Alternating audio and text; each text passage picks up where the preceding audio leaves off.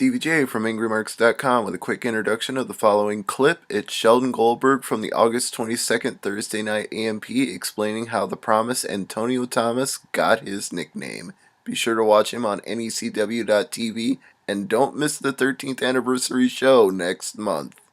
I am very glad you asked me that question because I am going to tell you the entire story. We used to run shows at a place in Somerville, Massachusetts. It's no longer there. It's been torn down, called Good Time Emporium. Good Time Emporium was this gigantic combination arcade, sports bar, nightclub. They had a go-kart track. It was 150,000 square feet of all this stuff. We used to run shows there. They also used to show pay-per-views, the WWE pay-per-views. They used to show boxing pay-per-views. So the night that Antonio Thomas has his first match in NECW, I'm walking through Good Times, and I see there's a poster for a boxing pay-per-view, and one of the people in the main event of this fight was Carl the Truth Williams. That, if you know anything about boxing and that name rings a bell, you'll know, oh, that guy was a big deal in boxing. Right. So the show starts, and Antonio Thomas comes through the curtain, and he's wearing a boxing robe.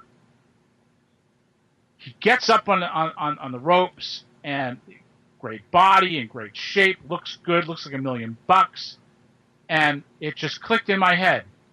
Carl the Truth Williams, Antonio the Promise Thomas.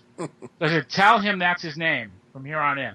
Because he looked like he had all the promise in the world to be a big star. So that's the story right there. I gave him that name. And that's how it happened. See, I always thought it was not just that it sounded like a boxing name, which it definitely does, but I also thought it meant he could deliver. Like when he made a promise, you knew he'd come through. Yeah, I believe from day one that kid was going to do something. And, I think it's a shame that his run in WWE got curtailed.